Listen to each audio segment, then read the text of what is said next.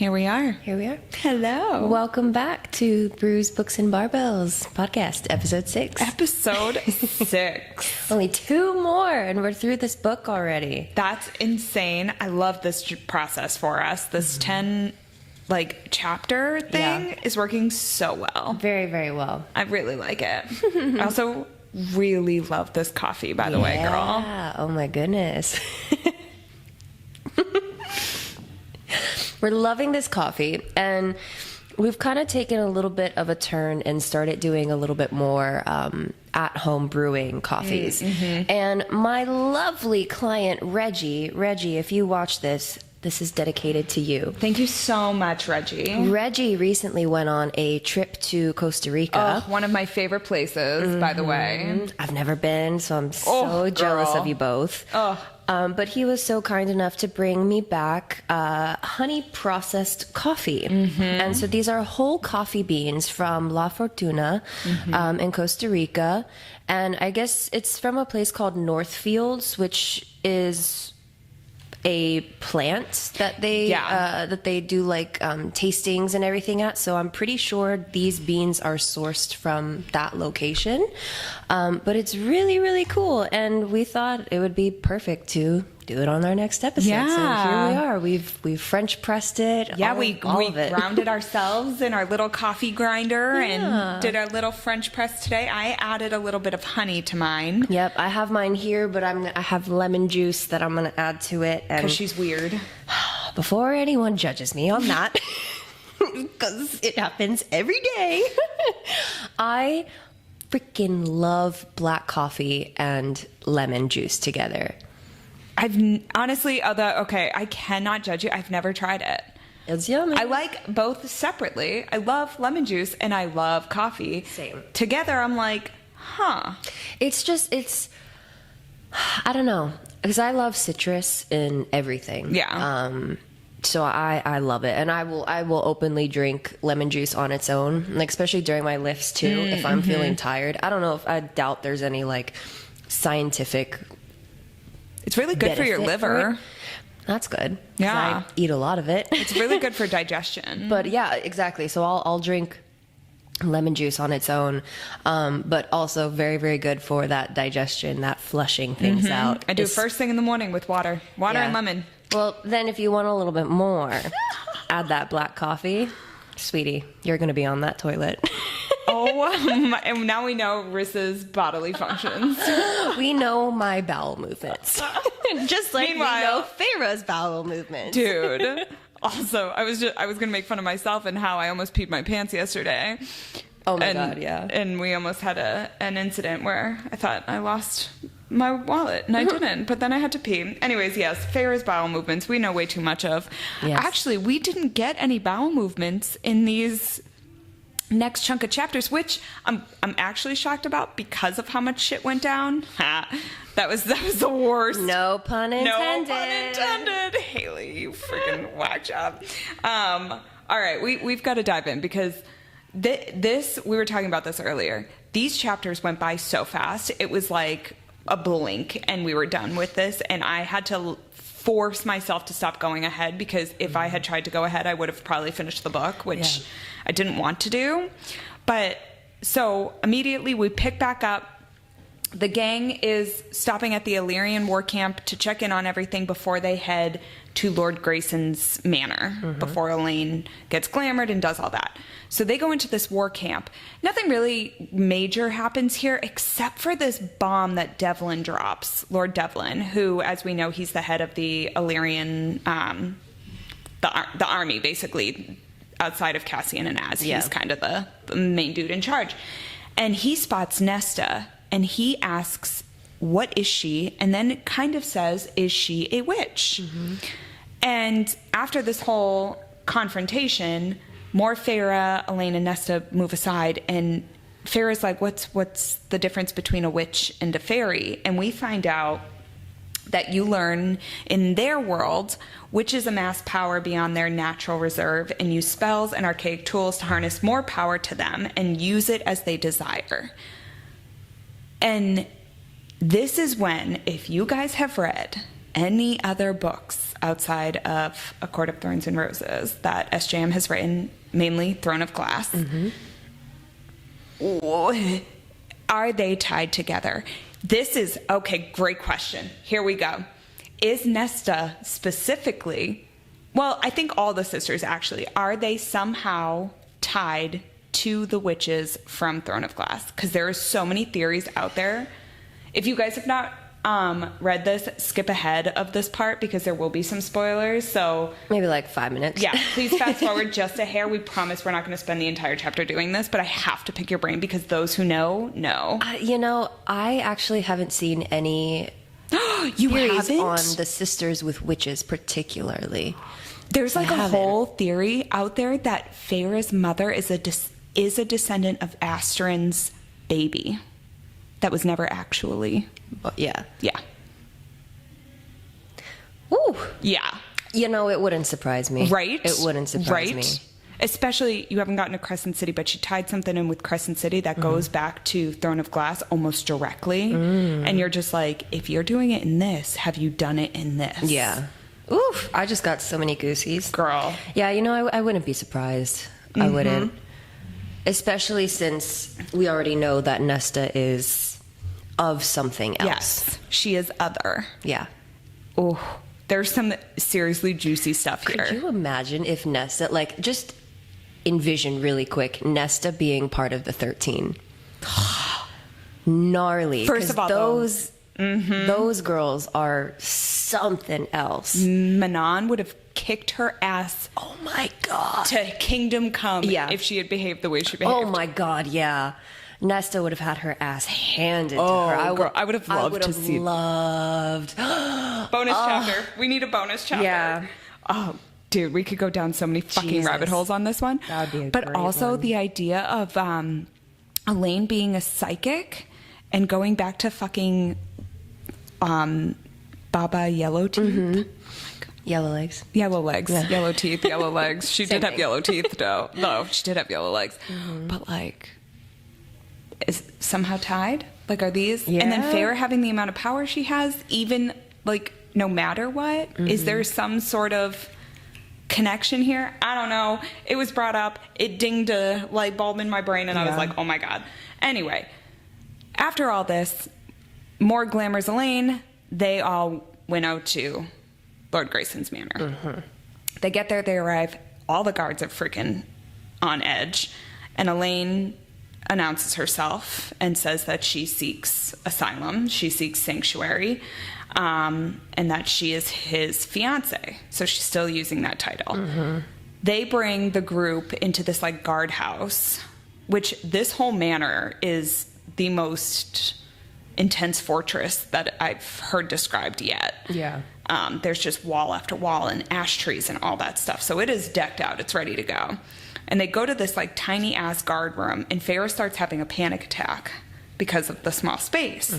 And I loved this moment between her and Nesta, where Nesta notices Feyre is like freaking out, and Feyre is like, I have a hard time in small spaces. And Nesta admits that she can't get in a bathtub anymore, and she uses buckets.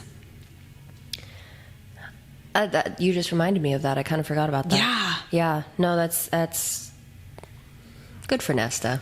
Like, she really, to make that common ground there, where like Feyre's admitting a weakness, and then Nesta admits a fucking weakness, and we don't see that out of her ever. And there she is making that connection. I loved that moment. She's trying. She is and trying. It's good to see that.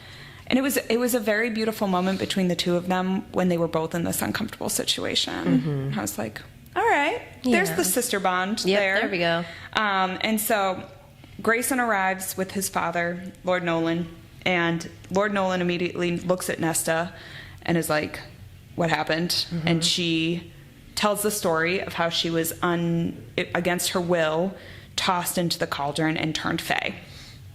And she tells them that the cauldron has been used again and the wall is down. Yep. So Elaine begs them to take the humans into their home, all this stuff. And Grayson's like, well, I would do that if you weren't lying through your teeth. And all of them are like, we're not lying. And they're like, we know everything. We know how both of you are Fae. We know that a High Lord's son is your mate. All of this. And Grayson's starting to act like a world-class dick at this point. And so they're all like, how did you know this? And who should fucking step out of the shadows than our buddy? The one who's best at stepping out of fucking shadows. What is his deal with the shadow stepping out? That's Az's job. Yeah. Not fucking Jurian. And man, the bombs that this dude drops, though, like, I forgot about this part from him. He's so back and forth too. Like, what was it? Like last episode or the episode before, he kind of redeemed himself with when Feyre killed the brother and sister for killing the children of the blessed, and we were like, okay, he's redeeming himself a little bit. Like, is he a good guy? Is he not? But then he does shit like this, and then what we're gonna find out in a little bit too. It's like, what are you doing? What? Who are you? Well, and here he admits, he tells them, he yells it more, first of all, which I thought, I was like, whoa, forgot about that. He is like, you knew me. We fought side by side. Yeah. Do you think I would really do this? Did you think I would do this? And Moira's like, what about with Miriam and Draken? What about what you did there? And Jurian goes to Rhys, I expected you to look into my mind and see what was actually going on. And Rhys was like, I didn't want to see. Yeah. Which... he didn't want to see Amarantha, get it, but like, come on, dude. Yeah. Really? Because what they notice is Jurian's eyes aren't fucking crazy. They're clear. Feyre says, that's not craze. They are clear. Yeah. It's an act he's been putting on for Highburn. And he's been going behind Highburn's back from the fucking beginning and helping the humans. Yeah. And Rhys does, in fact, look into his mind and sees that he is, in fact, telling the truth. Yeah. So Jurian admits, he was like, I've been telling everyone I want to find Miriam and Draken because that's what everyone expects me to do. He's like, but I want to apologize to them. That's so crazy. Right? Second time around, like, it's still, like, what? You really want to, like, he's such a good job at playing the bad guy. Oh my God. Because when I was re-listening to it and he says that he wants to apologize, it's like, wait, rewind. What? Yeah. You want to apologize after everything that we've already covered so far of like him hating her guts and she's the one that got away and all that. It's like, after all that. Wow. Yeah. Crazy. I know. And he's like, I want them to help us. They need to help us. Yeah. And he then goes on to say that Tamlin went behind everybody's motherfucking backs and ratted them all out. We may be confused with Jurian, but at least we know for a fact with Tamlin, the consistency of just fucking up is always there. Dude. He's fucking out of his skull. Like, I don't want a redemption from Tamlin. At this point, I thought I did. Reading this through right now, I'm like, fuck you, dude. Yeah. But the only good thing that came out of this was Jurian knows exactly what's going to happen next. And he says Highburn's troops are already on their way to hit Summercourt tomorrow. Yeah. He was like, you need to go. And he goes, attack the left flank because that's where Highburn put all his untrained nobles. So not only has Jurian like given them a whole bunch of fucking information, now he's like telling them exactly what they need to know. And he goes on to talk about the queens, and he gives us more information we already know about Vasa and what they did to her. But Rhys and Feyre and the group don't tell him that they have Lucien looking for him. They keep that to themselves, which I was like, okay, good. Smart. Don't put all your cards in this basket because we still don't know if we can fully trust this guy. Exactly. He's a little sneak. And then Elaine, poor baby Elaine. Yeah.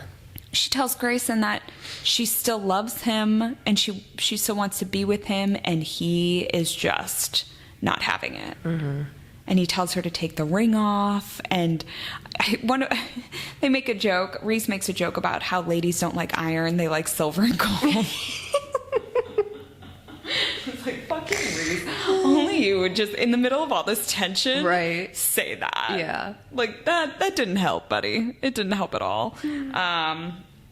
And he says he'll never marry her, and fucking Nesta just slaps him right across the face. I love that. Yep. I love that. Well, because, like, he was just being so excessive about it. And truthfully, I get it. I get where he's coming from. Yeah. Like, fair. However, if you claim to love this girl the way that you do, and she was your to-be wife, everything, and you're gonna turn around and speak to her like that in front of everyone, in front of her fucking family, and think that her sisters, especially Nesta, for sure, aren't gonna fuck him up? Are you kidding? Like, I don't. Even his father was like, Grayson, like, trying to get him to stop. And that's when you really knew things were getting out of hand there. Yeah. Because if his father, who seemed worse than him in the beginning, starts being like,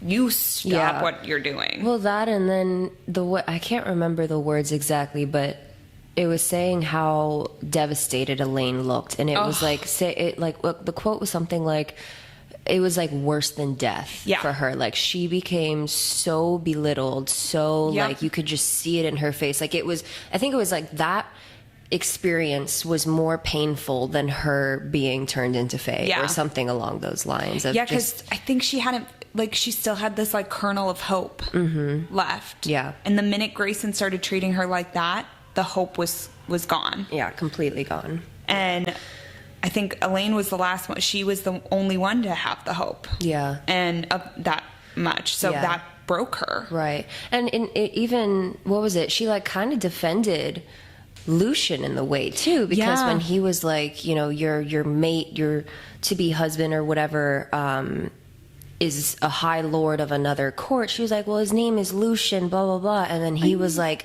I don't give a fuck what his name is. And she was like, well, that's not nice. Yeah. So I thought that was very sweet of her to even recognize him. Yeah. And then even Pharaoh was like, that's the first time I think I've ever heard Forgot about that. Say his name. Yes. Because it's never been like that. And then for Nesta to come along and just slap him right across the face. Great. Love that. Love that. I do love that. And then Nesta turns to Pharaoh and is like, I'm assuming we're done here. and they grab Elaine and they leave. And Lord Nolan agrees that they'll let the humans into the manor. Whoever can come, can come. Yep. And Jurian says that he's going to go to the continent to start, like, causing mayhem between the Queen's court. And, like, this is what his plan is he's going to cause disruption there, and then he's going to go back to Hybern and plant other information, and that's just what he's going to try to do. Yeah. And that's when he tells them, attack the left flank, but you need to go now. And Jurian tells Feyre that the reason why he knows he can help her was because of when she killed Dagden and Branna. Yeah. And he knew that he could trust her then. Exactly. Which was cool. Because Feyre was like, I didn't do it to just kill them. I did it for the children of the Blessed. And Jurian was like, I know. So they all leave. They go get ready for war. The Illyrians get ready. Kyr's Darkbringers are getting ready. They're reaching out to the other High Lords who hopefully can get there in time. I think the only person who's probably close enough is Tarquin at this point. Yeah. Winter, Dawn, and Day are nowhere near there. And obviously we can't count on Tamlin because he's a fucking traitor. So all the word is out. And so the next day, war begins. Yeah. And I always forget how powerful Rhys is sometimes, that he can cloak an entire 2 armies. He cloaked both of the armies and walked them over to that top of that hill and then revealed them to Hybern's forces. Awesome. Oh my God. So cool. Man of power. Man of power. And so that's when war begins. And they're all watching this whole thing happen.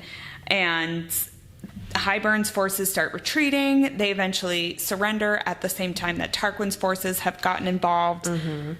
Rhys gives the surrender over to Tarquin. He's like, whatever, it's on your land, so it's your terms. And then he decides to just drown them all on dry land. Oh my God, I love that. Yeah. Yes. Yes. Oh my God. Yes. When it was, well, how did they describe it? It was like the soldiers had water coming out of their nose and their eyes and everything. And then it was at that point that Faber realized that he was literally drowning them. Yep. And when you think of Tarquin, at least for me, I didn't think Sweet of him baby. as a vengeful. Yeah, exactly. Like sweet baby. But man, that power was really hot. I was like, dude. I was just gonna say that's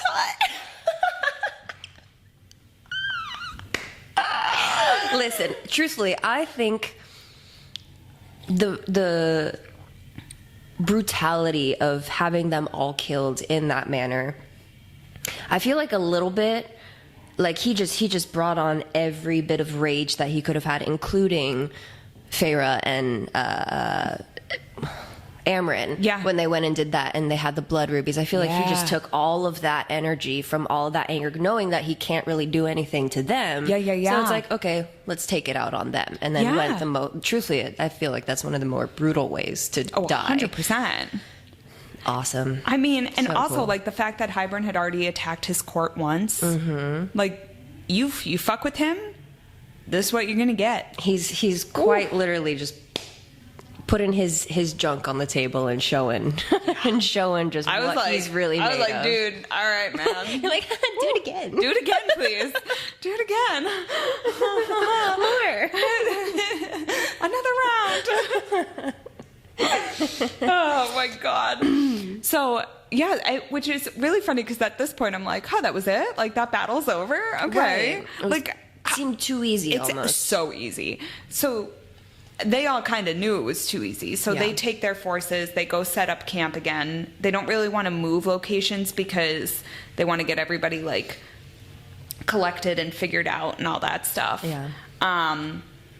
And they're starting to set up tents and all that. Anyways, this part killed me where Cassian comes in and Nesta sees him and is like, you're injured. How did she know? It was his wrist under armor. Question mark. Thought to think about. But yeah. And Rhys like calls him out and he's like, you know better than to hide an injury. Yeah. And I loved that because that just shows their relationship. Well, even before he got injured, when he literally put himself in the center of all of it, and it was Feyre, Nesta, and I think more. Yep. More. They're further away watching everything happen, and then when Nesta realized that Cassian put himself in the middle, it was like she had a sharp inhale. Like it was fear for him. Yeah. And so it was a little more glimpse of, any true feelings that she could have for him. And so that was really sweet to see. And there's some connection there, man. Oh my God, 'Cause, like, yes. Yeah. watching her tend to his wrist too, and he like won't take his eyes off her, and she's just like not taking her eyes off of him, and it's like everybody's watching it going, what the fuck is this going on? But I'm just like, there is no shame in this circle of friends. Like Nessa and Cassian could just get it on and everyone just sit and watch. I'd watch. Oh, girl, same. Everyone would watch. Yeah, I've got no shame on that one. Can I join? Yeah, I know. Also, my turn? I'll tap in. Put me in, coach. I trained my whole life for this. That's what we train for in the gym. Oh my... I'm done. Yes. And unfortunately nothing happens except for Cass saying thank you. And then they go another 5 days just building trenches and trying to like do shit. And then Azrael comes back and drops a fucking bomb that Hybern's troops have skirted them completely and have made their way to Wintercourt. Yep. And will be there by morning the next day. And no one can understand how that even happened because they have people freaking everywhere. So how Hybern was able to do that, we're only assuming the cauldron. Yeah. He used something from there. So they're all arguing what to do. And Varian comes up with a plan which is actually genius, where he's like, we're going to go north. Well, we're going to go to Wintercourt, but Reese will cast a glamour to make it look like we're still here. Anybody who passes this area will think that there's an army here. And someone goes, can you do that? Asks Reese. And Reese is like, with the help of my mate. And then, you get to see them work together. And I think that's the first time they've like cast like that. Yeah. Which was really cool. And what they do was really cool. Right. Like, they cast a spell over every single person, every single tent, everything, so that when they get up and leave, that still stays. Yeah, that their scent is still there. What? Yeah. That's so fucking dope. Yeah. I was like, that's cool. So they go. Everybody is exhausted. Their powers are spent. No one's at their game. They meet Hybern's forces, and it is fucking bad. Yeah. It is not good. And this is, Nesta at this point has joined. Elaine has not left her tent. Moore is with Feyre and won't leave her side, but is itching. She's like itching to fight. And we're just watching this bloodbath. And it's god-awful. And Cass is just throwing himself in the middle of the whole thing. Yeah. And Feyre goes to Moore, you need to go be there. And eventually Moore relents and she goes because she doesn't want to leave Feyre. And then Feyre realizes there's something she needs to do. Nesta turns to her and goes, you're leaving? And Feyre's like, I have to do something. And then I love, she goes to Elaine and gets Elaine to help her find the cereal. Our lovely cereal. Oh, our baby. Love him. And I liked how Elaine was able to do it. Feyre planted the image of the cereal into Elaine's brain, and Elaine was able to point on a map where the cereal was. Yeah. And pointed straight to the middle, where our lovely Weaver's cottage is. Yeah. And if you remember... Full circle. The Weaver was not fun. Yep. And so Feyre winnows into this clearing, and our cereal meets her. And it's just, God, I forgot how I love the cereal. Oh, so much. So much. The cereal, just like the relationship with Feyre is just so pure. Like every time Feyre has ever needed it, it's come to her. And this time it's come and it's like, thrice you have called for me and thrice I have come. And Feyre's like, I need to know where Hybern's true army is. Yeah. And the cereal's like, I don't know, because he's cloaking it with the power of the cauldron. But there is someone who can track the cauldron, because like calls to like. And that would be Nesta. Yep. And then juicy. We get the first mention of scrying with bones. Yeah. Which ends up becoming a huge theme soon, and then again. Yeah. This idea of scrying with bones, but says that that's the way to do it. And Feyre asks, why didn't it work when she tried to unite the book with the cauldron? And the cereal's like, because you didn't hold on long enough. And she was like, well, it was killing me. And the cereal's like, what did you expect, man? It needs to take something. You can't just like do that. Right. So Feyre's like, you mean I have to, in order to nullify the cauldron, I have to die? Yeah. And it's like, yeah, like something has to be given. And she's like, is there another way? And it was like, not that I know I can't of. tell you that, and I don't know. She goes on to ask if nullifying the cauldron is enough to, like, win the war.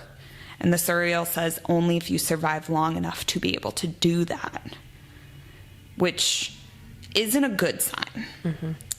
Then she goes on to ask about the bone carver, being like, would that sway? And the cereal's like, I can't see that dude, which I love that too, where it was like, I don't know, because I can't see him. Right. And she talks about the Ouroboros. And the cereal seems surprised that Feyre won't get the mirror. It's like, are you afraid of it? And she's like, yeah. And the cereal seemed kind of like, okay, like, it seems surprised by Feyre's answer, which that'll come back in a minute too. And I loved what I love what it said about how only you can decide what breaks you. Yes. Love that. Oh my God, what a line. What a fucking line. And then the cereal gives the main clue, where it's like, tell Amryn that the answer lies on the second and the second to last page of the Book of Breathings. And right as it's trying to explain what will help win this fucking war, an ash arrow shoots through its throat. Fucking Ianthe. Yeah. Has made her return. Ugh, not this bitch again. Seriously, though. She's crazy, and she's there with 2 Highburn soldiers, and she's just being her typical self of being a bitch. Yeah. Making snarky comments as Cereal is clearly dying now. And it's sad because Feyre didn't even realize what had happened or anything until the taste in her mouth, when she realized it was black blood. Yep. And it was the cereal's blood. And Ianthe fucking, you find out she had given the cereal a cloak with a tracking device on it should Feyre appear to it. And that would lead right to exactly. them. Yep. Because the cereal wouldn't give Ianthe any information. Yeah. But Ianthe knew it would give Feyre info. Exactly. But then you fucking find out. I don't want to skip ahead. So should I say that? I'll save that for later. I'll save that for in the next few minutes. Anyways, we hate Ianthe. And as the poor Cereal is like dying, Feyre had hid behind a tree. And the Cereal is telling Feyre to run. Yeah. It's saying run, run. And Feyre's like, not gonna leave this thing to die alone like that. She won't do it. So she goes into the clearing and she like makes her presence known to Ianthe and then books it. Yeah. And she just bolts. And she says even the stones moved out of the way, the trees moved out of the way. Moved for her. That was, I forgot about that too. I was like, holy shit. What connection does she have to the mother, to Earth, to this part of this world that is letting this happen? Yeah. Because that was huge. That was because big, everyone behind her is crashing into shit. And she's not, everything is out of her way. Yeah. Yep. And then loved this where she threw herself into the Weaver's cottage. But she like kept saying things. She was like, help me. So that Ianthe was thinking that someone in that cottage was actually a good guy. Yeah. Which I loved. And then she goes and throws herself behind the door and pulls the door open to force it to stay open instead of shutting, because the Weaver's trying to shut the door. And Ianthe, being the taunting little bitch that she is, thinks she's won.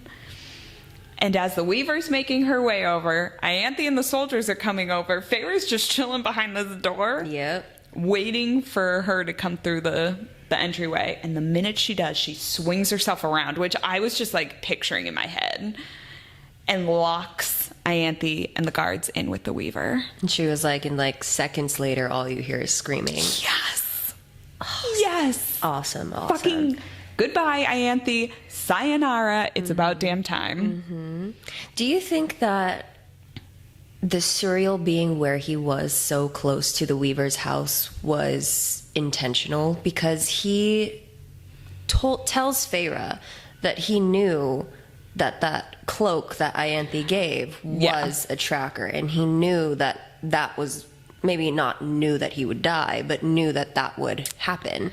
Yeah. Do you think that was intentional on the Cereal's part of being so close to the Weaver's cottage to then being like, okay, well, if shit does go south, Feyre's smart enough to do that, to end them? So, yeah, I think, the Cereal sees, like, it can see things, and I'm pretty sure it already knew it was going to die. Yeah. Because when it tells Feyre, that was the part I didn't want to say, but yeah, when it tells Feyre it knew about the tracking device on the cloak, and yet still came, it 100% saw what it needed to see. Yeah. I fully believe that. Yeah, me too. And yes, definitely intentional to choose the Weaver's cottage, because that was the only thing in that area that could have helped Feyre. Yeah. Well, I love too when she was running towards the cottage, the Weaver was like, you saw my brother. You saw my brother. Like, oh. How can you, like, what? It was like, I can smell him on you. Yeah. And like everything's tied together. So yes, I fully, do you think so? Do you think that? Yeah. Yeah. I just think it had to be because the cereal, first of all, it let itself get caught by Farrah that first time. And you kind of find that out. And it said multiple times, including this time, I said, stay with the High Lord. And Farrah right at this point goes, I did. Like, Reese, you meant Reese. Yeah. And it was like, yes, stay. And she's like, I have. And the cereal's like, no, stay until everything is righted. So it sees the future. something. Yeah. Whether it's the future or one sort of outcome or something, it sees it. Yeah. And I thought that was so, you really do get that full like thing there, that reveal. But then just when it said, all I ask for you is that you leave the world a kinder place than what you found. It. And what a beautiful message. Like, and it goes back to any of these big creatures, like how we talked about last episode with Braxis, or however you pronounce it. Yeah. That it seems like all these big bad creatures, all they want is connection. Or some sort of, whether it be with Fae, other Earth, whatever it be. They just want connection. And that's what I think. What we want in our world 100%. Is we just want connection. So it's really, really sweet to have that little droplet of reality of, hey, this is what life is about. You know, that wholehearted message. And what she's like just crying over him, like telling him like, you know, I'm going to be here. It was just, and something that she said that also rang true was, she was like, that's when I realized it was a dreamer. And saying leave the world a better place than you found it, the Cereal's a dreamer. Braxis is a dreamer. The Weaver freaking is a dreamer because all she wants is her youth back. Bone Carver just wants to dream. And then you realize that that's the first thing that Reese said was like, that's like the whole thing is him being a dreamer. Yeah. And Feyre was always one too. Yeah. And that's what ties this whole court, Valaris together. Everything together is this idea of being a dreamer. Yeah. And it was just such a sad and... I think this was the first time, because this series is the first series that I really actually read willingly. And it's the first time that a book has ever made me cry. And I remember I was audioing this book and I was driving back from work, or I think from here, something. And I was listening to it and I was bawling my eyes out when I was driving. And I had the full volume on the Bluetooth, so I'm thinking like probably people on the outside are hearing like the audiobook of the cereal dying, me like, what the hell? And I was just crying, and I was like, this is to have that not only connection to the book, but connection to the character, but specifically the message that he's trying to relay onto Pharaoh, which then, you know, goes on to us, is just amazing. And it was such a heartbreaking thing. And it really kind of makes you open your eyes a little bit and seeing like what is the true meaning of our lives, what is the true meaning of their lives, and in the end it's just one thing, it's love, it's connection.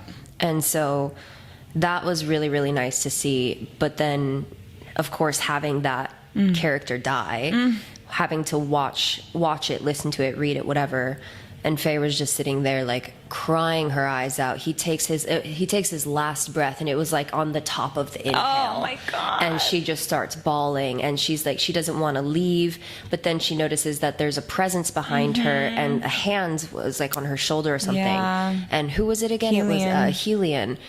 And she was like, I don't even know how he came. I don't even know where he found me.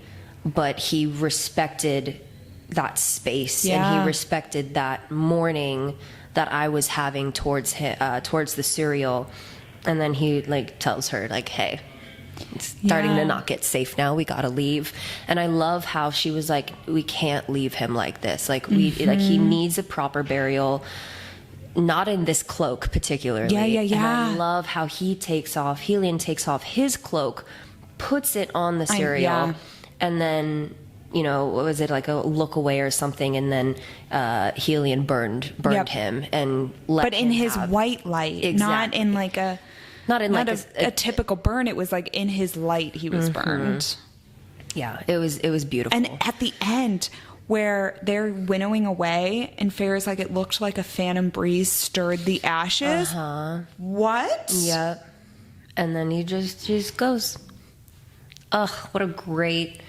Well, not great. We don't like the cereal being gone. But what a beautiful way to end. I love that they gave the cereal that respect of leaving. And it wasn't a brutal death like everything else, you know? And she's so good. Sarah's so good at giving these characters she's really good at killing off characters we love. She's very good at that. But she's also good at giving them either a final resting place that is important, a burial that's important. She like gives them an end point that you as a reader, you're able to mourn the loss of this character instead of just brushing it off as they died. You're able to like mourn with them, with the character, and really be immersed in the story. And I have to appreciate her as an author, because even in Throne of Glass, like, you think about some of the deaths there and you were like, she brings you into the world, and you get to mourn with them for sure. Oh man, though. Oof. Things aren't good. Helion's winnowing Farrah back, and things are not good. But we will get into that later. Yes, because we still got a lot of war to go through. Oh my God, there's only so much war. Guys, there's so much war. We're almost there. We're almost there. In the thick of it. But you know what I do love? Speaking of dreaming, and we kind of didn't really have like a fitness-specific topic we wanted to discuss today, but I love the discussion about dreaming. And then you and I, we went to the Renaissance Fair yesterday. And that's something I don't let myself do a lot in real life. I'm getting so much better at it, is the idea of like playing and dreaming and getting to live out my dreams in a safe way. And that was, oh my God, what a fun day yesterday was, by the way. Like, to dress up, to be in a place where everybody's in that world. You were not an oddball for being there. You weren't. No. It was such a place for dreamers. Like, that's why I love fantasy so much. Like, you don't have to be cool or popular or anything to read these books. You just have to like have that appreciation and the imagination and the immersion of the world. And oh my God, just walking around and being like, I couldn't stop smiling to be there. Guys, if you haven't been to the Renaissance Fair, you absolutely should. It was my first time, and I'm hooked. We're going. And it's funny because I think I've told you before, but you know, my mom took me to the Renaissance Fair years ago, maybe when I was like anywhere between the ages of 12 and 15, realistically. And I remember going to that. I didn't dress up. She didn't dress up. Mind you, this was like, I really feel like this year blew so cool. Specifically, side note, because of a video I never have seen. These videos. I'm going to show you it. But at the Renaissance Fair, they have, I always thought it was like a very like family-friendly kids thing, which it is. Yes. Although I didn't see a lot of kids there, truthfully. There were not. It was great. Yeah, it was actually great. Real nice. But they had they had the hookah bar. They have like rated R areas, and so they have, they bring like you have like drinks that you can buy and alcohol and all that stuff. But one of the things, which I think why it blew up so much this year. Maybe a bit of last year too, but definitely so different from this year compared to when I went years ago as a kid, was they have this place where you can buy your drink, but they have, they've got handcuffs at the top. And so you go up to the table, you put your hands in the handcuffs, and it's in either direction, should be above head, whatever. Yeah. And you buy the drink, and it's like seltzers or beers or something Whatever like you that. want, yeah. And the person, the maiden, which we'll call them, that they give you the drink, is they feed the drink to you. Yes, so they do. you are handcuffed, and they are walking you through it. And they are praising you. You are doing such a good job. Oh, good girl, blah, blah, blah, blah, blah. And it's just like, what the fuck? And I remember seeing that online and being like, oh, books in real life. Cool. We're going to go. And I think that's really what drew a lot of people there because, man, I went 2 times this year. Both days I went, lines minimum, just from us waiting in that pretzel line. Oh my God, the pretzel line. Which we waited maybe like, what, 30 minutes? Oh, yeah. Maybe for a pretzel. about. Which actually was a really good pretzel. It was great. I was here for it. But we were right next to that thing. I would say minimum, these people could have been waiting anywhere from hour to an hour and a half. 100%. It was maybe anywhere from 7 to 10 rows of people, maybe a good 50 people per row. And every single person wants to get fed the alcohol. Yeah. And it's so funny. The first time I saw it, I was like, ugh, you freaks. I love it. Yeah. I am right there with you. Oh, but it was so fun. It was really cool. But yeah, they have, those more adult experiences there too, which was awesome. It was a great experience. But and just to I remember feeling so weird as a kid for liking the things I liked, right? Like I loved witches and I loved casting spells and I loved living in a different reality. And I felt like I didn't belong anywhere because no one else around me ever liked any of that. But I'm going to counter that because when I went when I was littler, I remember thinking this shit was so weird. Yeah. I remember thinking like, what the fuck? And people dress up like this and like hearing about LARPing for the first time, like live action role play. I was like, what the fuck is this, dude? Now I'm like, LARPing? Let's go. Let's go to the Ren Fair. Let's drop it all. So it's really cool to, one, see that personal growth, but also like fully understand that we all just want that escape and we all want to be in a place where shit's not going crazy, right? Even though shit's going crazy in the book right now, and that's part of the story and it's what has to happen.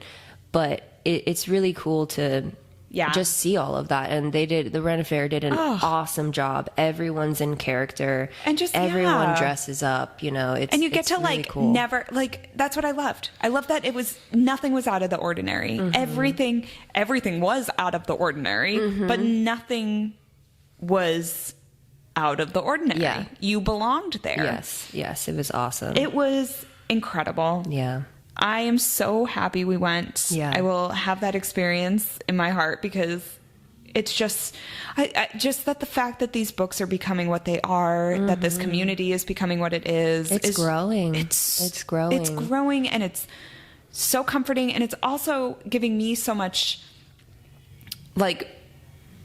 motivation to keep writing my stories because now I know I'm not a freak for writing what I like to write about or for thinking I'm a witch, which sometimes I do think I'm a witch. Actually, all the time I think I'm a witch, and it's just what it is.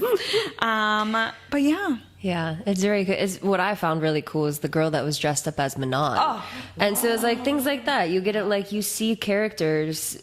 I'm pretty sure there was someone dressed up as Kale and Urine too. Really? Yeah. Love that. It was great. Yeah, I love it. And then it was funny, like some people showed up, like some people use it as an excuse just to dress up. So we saw crayons, we saw Teletubbies. Oh my God, the Teletubbies! But it was still like you still saw these people dressed up as had nothing to do with the Ren Fair and being like, awesome, welcome. Yeah. How are you? It was just so fun. It was a really cool thing. So we highly recommend that you guys go. Yes. We will definitely be there next year. Yes, we will. We have a game plan. We know what to do, what to hit. Get there when it opens. Yes, get there when it opens. Do all the games first. See the jousting first. So then you can really enjoy the rest of the time without being like, oh my God, we have to go here because it gets so packed. crowded. Dude, it was like you were in a sardine can because everyone was like so crammed. At one point you were like, ooh. But I liked too, no one was rude. Oh my God, no, everyone was so nice. Because like in crowds like that, it's very common to be like, excuse me, get the fuck out of the way. You know, some shit's about to go down, especially you get the alcohol involved. And I'm like, there were plenty of people. There was a lot. There was lots of substances. You can tell. Oh my God, yeah. Yes, there were. So, you know, you could expect the negative side of that, but everyone was like, hi, oh my God, I love your outfit. Great, excuse me. You know, it was great. Yeah. Everyone was high on life. High on Renaissance life. And high on other things, but it was, Well, yeah, on that note, and on this end of this episode, what was your thorn and rose? I think we all know what everyone's thorn was. Baby cereal being gone. Love him and or her. We don't know. Also, there's some connections we've been seeing, so maybe we'll discuss that in the future. That's a whole can of worms. Yeah, that's a big one. So maybe we'll save that for another time. But definitely that was my thorn. Rose probably have to be the fact that Nesta opened up to Feyre about not being able to go back into a bathtub. Yeah. That was a really good kind of either that or her and Cassian, of course. Mm-hmm. Yeah, I mean, Thorn, obviously, Suriel. I mean, and then on top of Suriel, fucking Tamlin. Yeah. Which he can't get my Thorn every week because screw him, so Suriel. Don't give him that power. No, he does not get that power from me. My Rose, so outside of the Nessix, I loved that. My Rose, I think, is Jurian, to be completely honest. I think watching that side of him and really seeing that happen was, kind of unlearning him. Yeah. And relearning to what he truly is, because he's not in that chaotic space anymore. Exactly. Space being just a ring. An eyeball. That was so dumb. But to see, you know, how can a person really be when they're not confined in a toxic area? Yeah. Someone can really bloom into their true self in a healthier, we'll say, environment than what he was in. 100%. Yeah. Yeah. Oh. Wow. Yeah. We're almost there, guys. We are almost there. And then these next chapters are just going to fly by. So I hope you're all prepared. Yeah. I am not. Have your tissues ready. Oh, God. There's more heartbreak to come. Let's not talk about it yet. I can't go there. Yeah. Well, email us your thorn and rose at brewsbooksbarbells@gmail.com. Yes. And we will see you next week. Next Tuesday. Bye. Bye.